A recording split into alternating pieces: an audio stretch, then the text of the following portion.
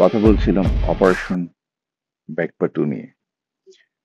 Operation ব্যাকপা two যেই দেশে পরিচালিত হয় সেই দেশটা ছিল central African Republic.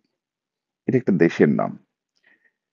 Central African Republic এই মুহূর্তে পৃথিবীর অন্যতম দরিদ্র দেশের একটি। বাট মজার ব্যাপার হলো, যদি আমরা ন্যাচারাল রিসোর্স বা খনিজ সম্পদের বিবেচনায় যাই, তাহলে এটা পৃথিবীর অন্যতম ধনী দেশের একটি হইতে পারত। বাট সেটা হয় নাই। এত সম্পত্তি, ইউরেনিয়াম, গোল্ড, হীরা, মুক্তা, জহর, মানে যাই বলেন, name anything, it is there. But তারপরও এই সেন্ট্রাল আফ্রিকান রিপাবলিক পৃথিবীর অন্যতম দরিদ্র দেশের একটি। এর কারণ আছে। এই সেন্ট্রাল আফ্রিকান রিপাবলিকে আহ, অসংখ্য ছোট ছোট গোষ্ঠী রয়েছে।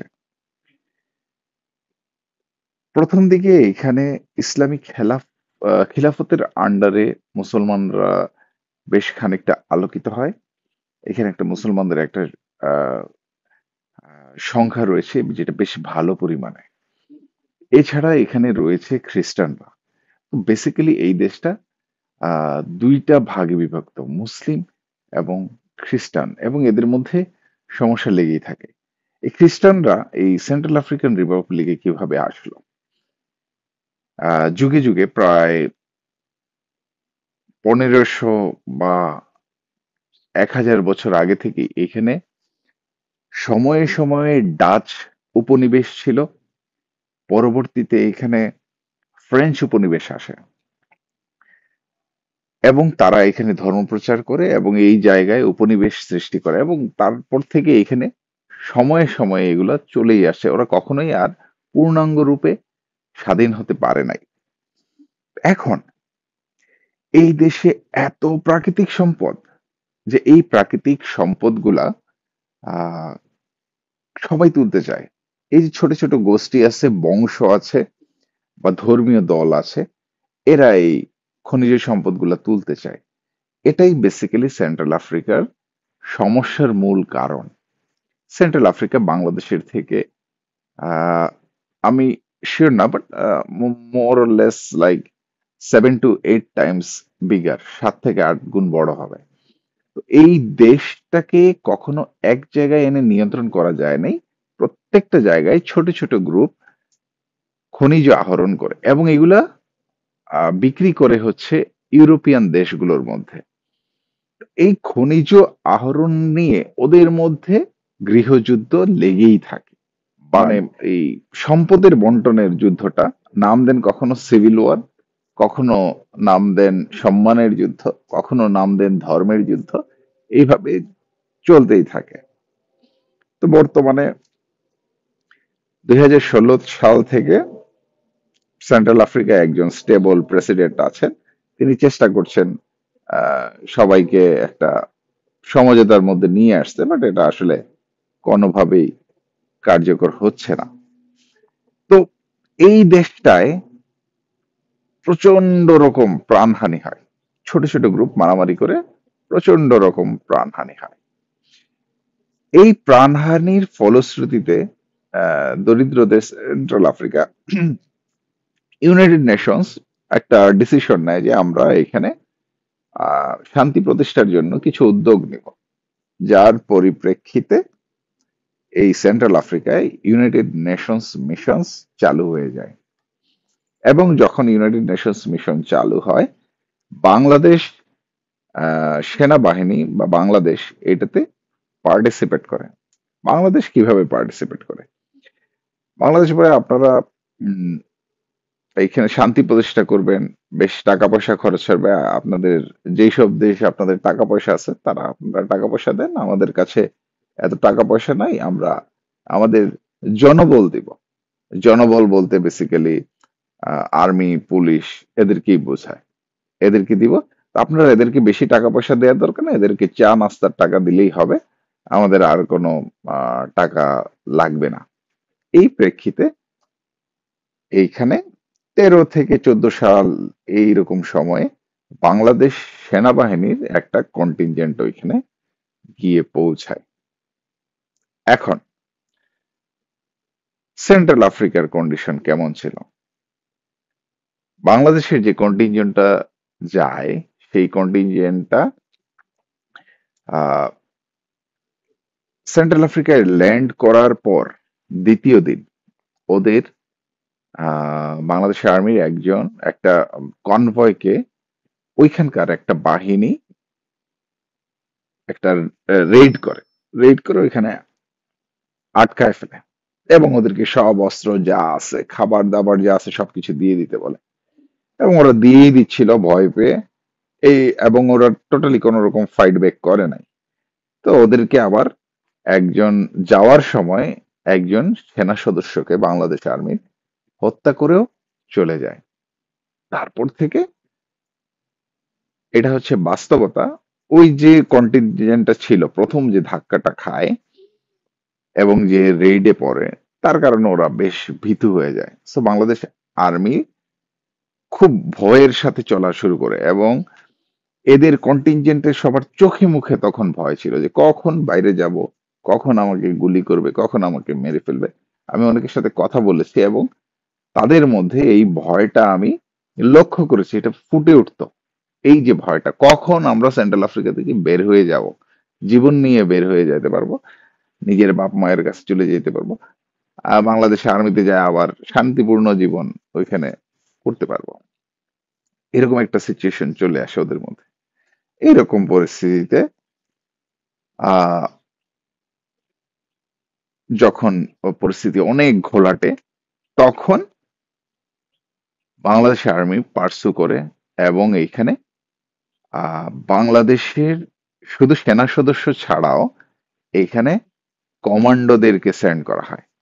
দেয়ার is a huge difference between Bangladesh আর্মির নর্মাল কন্টিনজেন্ট এবং কমান্ডো, এদের মধ্যে একটা দিয়ে আসলে আরেকটাকে বিবেচনা করা যায় না। তো কমান্ডোদের এখানে পাঠানো হয়। কমান্ডোরা they work in a different way.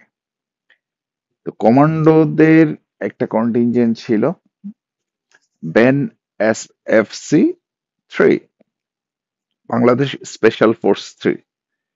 Bangladesh special force 3 central আফ্রিকায় ল্যান্ড করে ব্যাক ইন 2018 এর মাঝামাঝি সময়ে।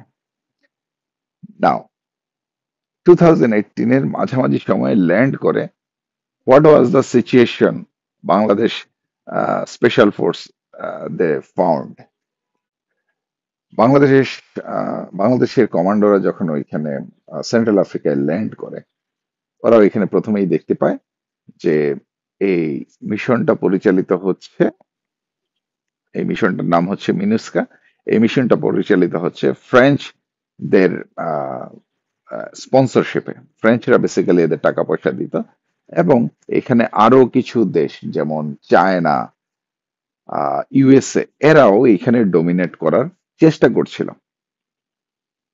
কিন্তু এরকম সময় বাংলাদেশ স্পেশাল ফোর্স BNSFC 3 কোনো একটা সময় সেন্ট্রাল আফ্রিকার গহীন জঙ্গলে যায় এবং গহীন জঙ্গলে গিয়ে দেখে সেখানে রাশান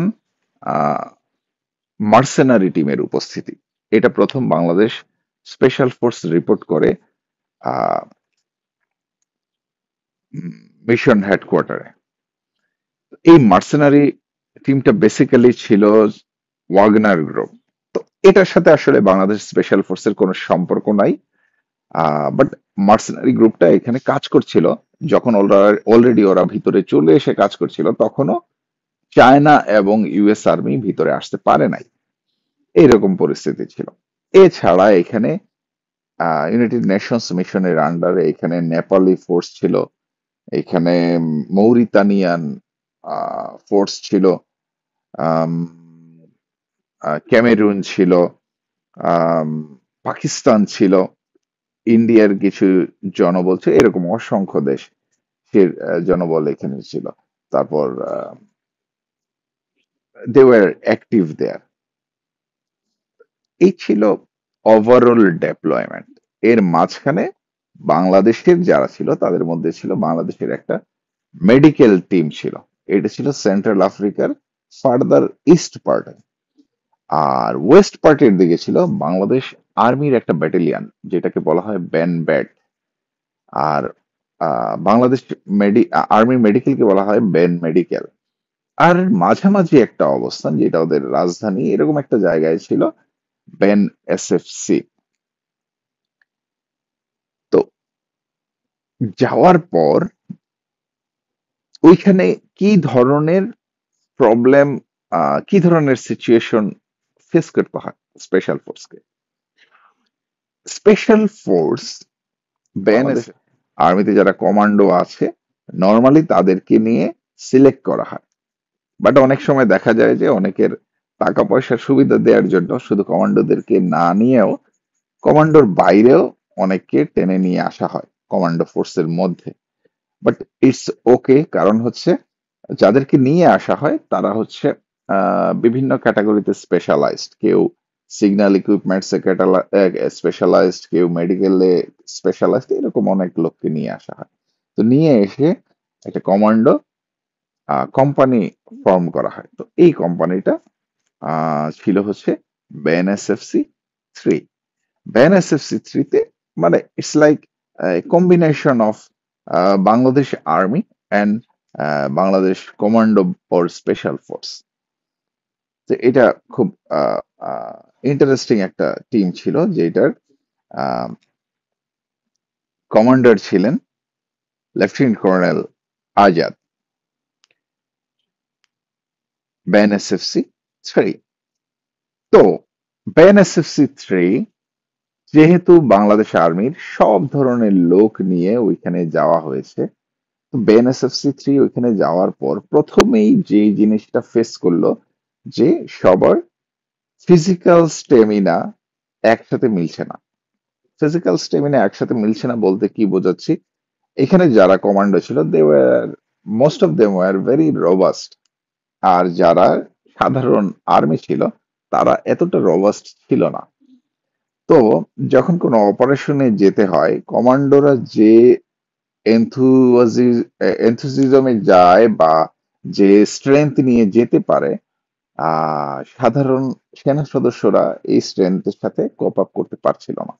তো first problem was the physical condition, যেটা ম্যাচ করছিল না, এবং এটা বাংলাদেশ থেকে আসলে একই লাইনে করে নিয়ে যাওয়ার কোনো সুযোগ ছিল না। দেন ছিল বৈরী আবহাওয়া। বাংলাদেশের আবহাওয়ার সাথে সেন্ট্রাল আফ্রিকার আবহাওয়ার টোটালি কোনো মিল নেই। সেন্ট্রাল আফ্রিকার আবহাওয়াটা কেমন ছিল?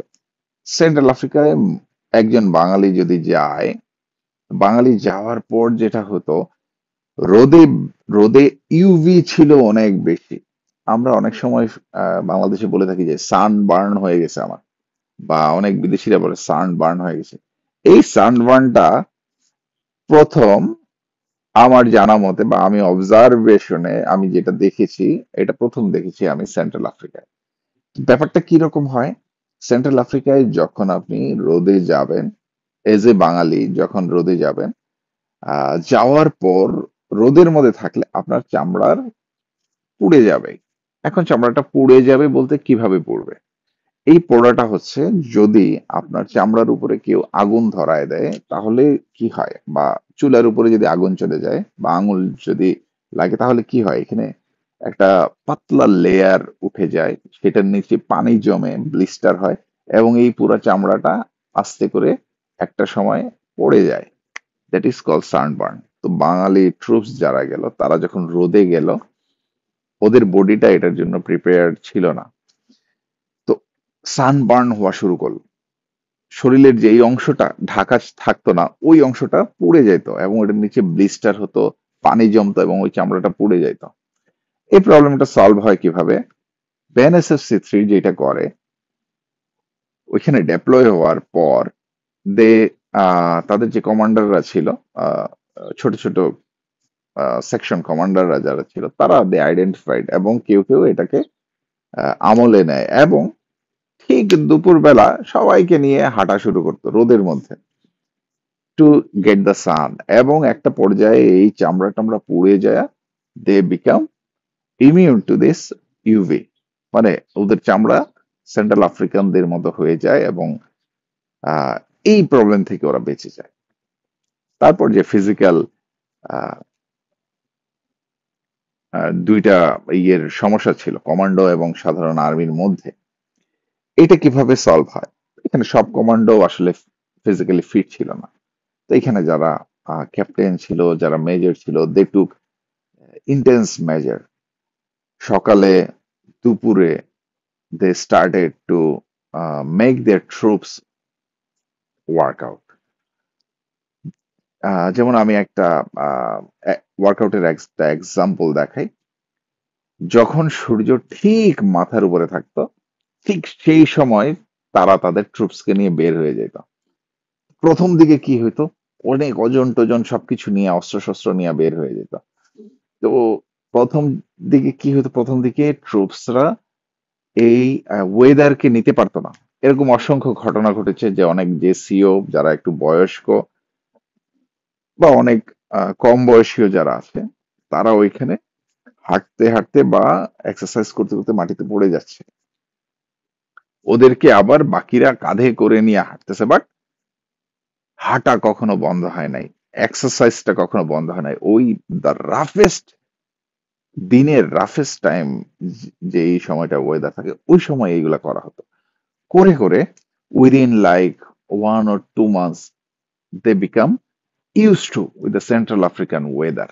এবং আহ, একটা সেন্ট্রাল আফ্রিকার লোকের চেয়ে আসলে কোনো অংশে এরা কম থাকে না, বরং they were far better, far more active than that of central African people, এবং ইউজ টু হয়ে যায়। এইটা ছিল শারীরিক ব্যাপার। এ- এছাড়া এইখানে আরো অসংখ্য ব্যাপার ছিল, যেমন সাপ, যে কোনো সময় সাপ বের হতো, সব সময় সতর্ক থাকতে হতো। এখানে ছিল তাম্বুলা ফ্লাই। তাম্বুলা ফ্লাই এর ব্যাপারটা কিরকম ছিল? তাম্বুলা ফ্লাই হচ্ছে একটু সুযোগ পেলেই এটা আহ, পাতলা কাপড়, যেটা মনে করেন যে আহ রোদে শুকোতে দেয়া হয়েছে, একটু কাপড়টা ভিজা ভিজা, এরকম কাপড়ে তাম্বুলা ফ্লাইটা, ফ্লাই বলতে মাছি, এই মাছিটা ডিম পড়ে, ডিম ডিম দিয়ে চলে যেত।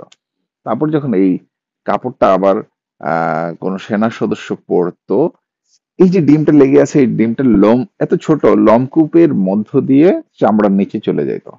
চামড়ার নিচে যায় অসংখ্য মাছির ডিম বাচ্চা ফুটাইতো, এবং চামড়ার নিচে মাছি, মানে ইট ওয়াজ লাইক মাছি চামড়ার ভিতরে যায় মাংস খায়া খায়া সেনা সদস্যদের শরীরে বড় হইতো। এবং শরীর থেকে একটা সময়ে বেশ কিছুদিন পর, হয়তো মাসখানেক পর, এই মাছিগুলা বের হয়ে আসতো, শরীরের চামড়া ফুটা করে বের হয়ে আসতো। তো এইরকম কিছু ছিল। They were getting use to with those things. They central African পিপলের যে স্পিড ছিল, এটার সাথে ম্যাচ করে they were training themselves to match with them. এর আগে আমি বলেছি বাংলাদেশ আর্মিরও একটা কন্টিনজেন্ট গিয়েছিল, তো ওদের সাথেও স্পেশাল ফোর্স কন্টিনিউ যোগাযোগ করতো। এই জিনিসগুলো ওইখানে ঘাটতি অনেকটা ছিল, but special force is special force, they try to cover up all of the things. এবং ওইখানের যে বাড়ি ঘরের ধরন ছিল, ওইগুলোর উপর ওরা প্র্যাকটিস করতে থাকে। ওইখানের ঘর বাড়িতে কোন ওয়ালে অস্ত্র দিয়ে ফায়ার করলে কতটুকু ছেদন হয়, অথবা গাছগুলার আড় কিরকম, এগুলোর উপরে ওরা প্রশিক্ষণ নিচ্ছিল। ওইখানে দিনের ওয়েদারে কি ডিফিকাল্টিস হয়, রাতের ওয়েদারে কি ডিফিকাল্টিস হয়, এর উপর ট্যাকটিক্স ডেভেলপ করছিল। এন্ড স্পেশাল ফোর্সের ওই সদস্যদের মধ্যে মেজরিটি ছিল কাউন্টার টেরোরিজম ফোর্স, যারা ছিল অত্যন্ত ক্ষিপ্র। So these were the problems they faced, and they were trying to solve it. Central আফ্রিকান রিপাবলিকে যাওয়ার পর যে প্রবলেমগুলা মুভমেন্টে বাংলাদেশের স্পেশাল ফোর্স ফেস করে, তার মধ্যে one of the highest problem ছিল ওইখানকার মনসুন বা বর্ষার সময়টা। এবং বাংলাদেশ স্পেশাল ফোর্স ওইখানে বর্ষার সময়েই যায়। সেন্ট্রাল আফ্রিকান রিপাবলিকে মূলত আসলে কোনো রাস্তা নেই। বড় বড় গাড়ি বা যান যেগুলা জঙ্গলের ভিতর দিয়ে গাছপালা ভেঙে ভেঙে যাইতো। বাংলাদেশ আর্মির এপিসি ছিল, বাংলাদেশ আর্মির এলএভি ছিল, ট্যাঙ্কের মতো অনেকটা, সাধারণ ভাষায় বললে দেখতে। ওইগুলা ওই গাছপালা ভেঙে জঙ্গলের ভিতর দিয়ে যাইতো, রাস্তা বানায় বানায় যাইতো। তো বর্ষাকালে যেটা হতো, বর্ষাকালে আহ সবকিছু কাদা হয়ে যেত, এবং এই কাদাটা সো থিক, এবং কাদাটা পানি কাদা এর মাঝামাঝি একটা জিনিস।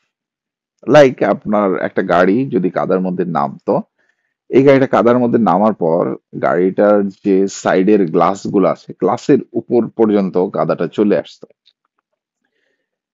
এর ভিতর দিয়েই যাইতে হতো। এই জিনিসগুলা বাংলাদেশ স্পেশাল ফোর্স মুভমেন্টের জন্য খুব প্রবলেম ফেস করছিল, বিকজ স্পেশাল ফোর্সের অপারেশনে হাজার হাজার কিলোমিটার দূরে যাইতে হতো। এক একটা নর্মাল ডিস্টেন্স হতো 500 কিলোমিটারের মতো। তো হাজার হাজার কিলোমিটার যাইতে গেলে দেখা যেত রাস্তায় রাস্তায় এরা আটকায় যাচ্ছে।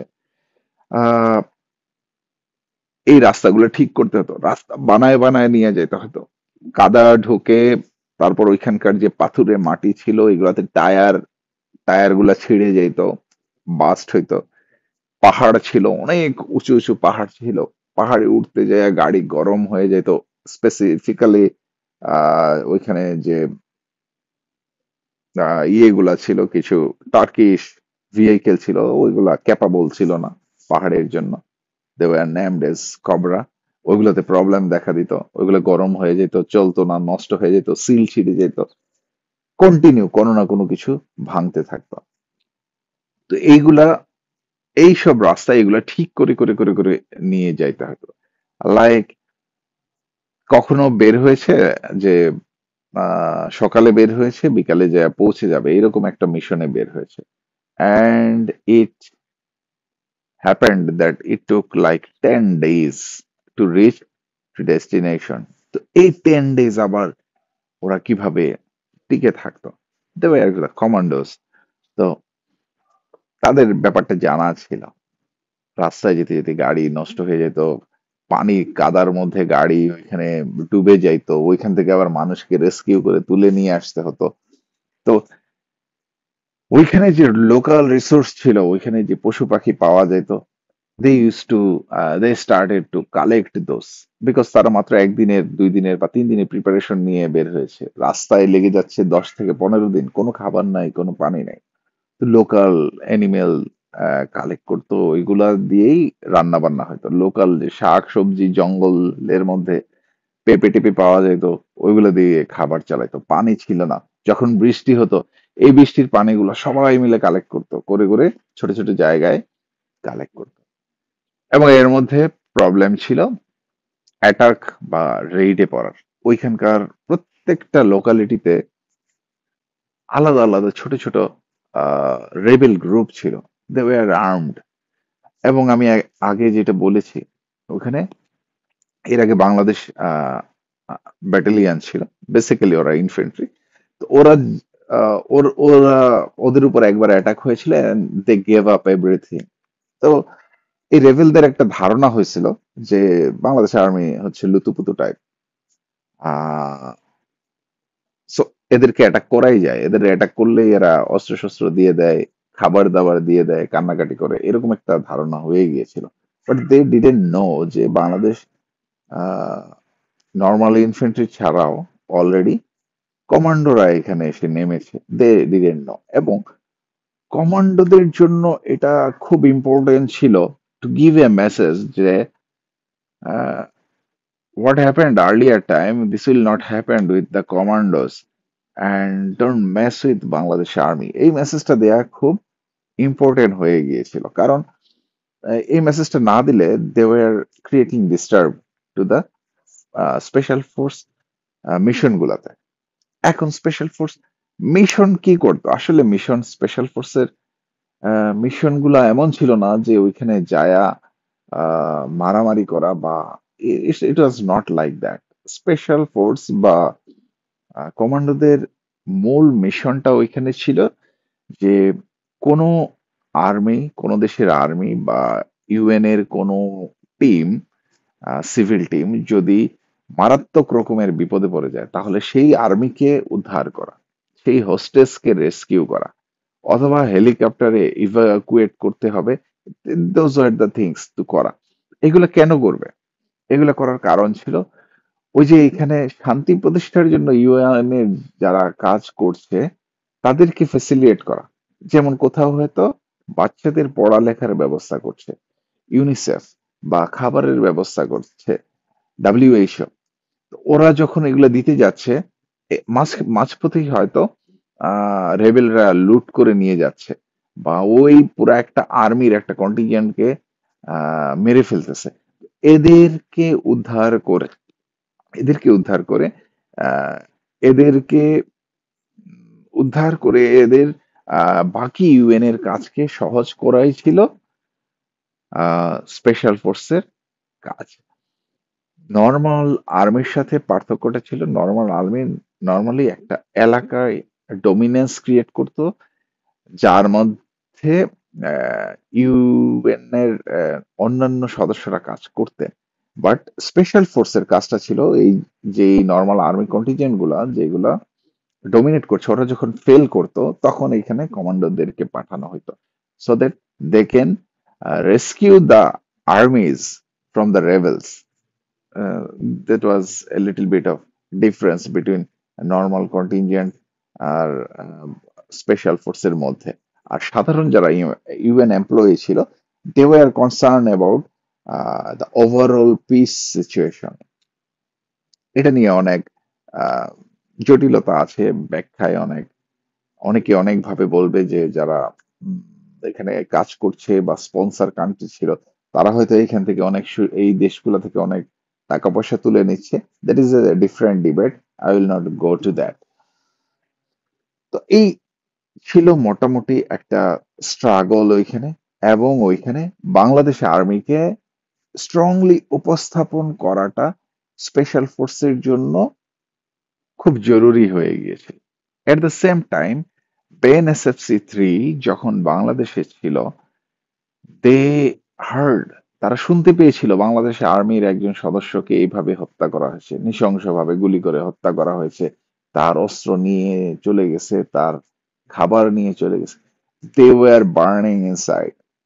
তো special force was looking for that, যে এটা কিভাবে তারা সলভ করবে, কিভাবে এটার জবাব দিবে, এবং এটার জবাব দাঁত ভাঙা জবাব হইতে হবে, যেন এই সেন্ট্রাল আফ্রিকার আর কেউ বাংলাদেশ আর্মির দিকে চোখ তুলে তাকাইতে না পারে, because Bangladesh army is very professional এবং দে ডোন্ট ফেল।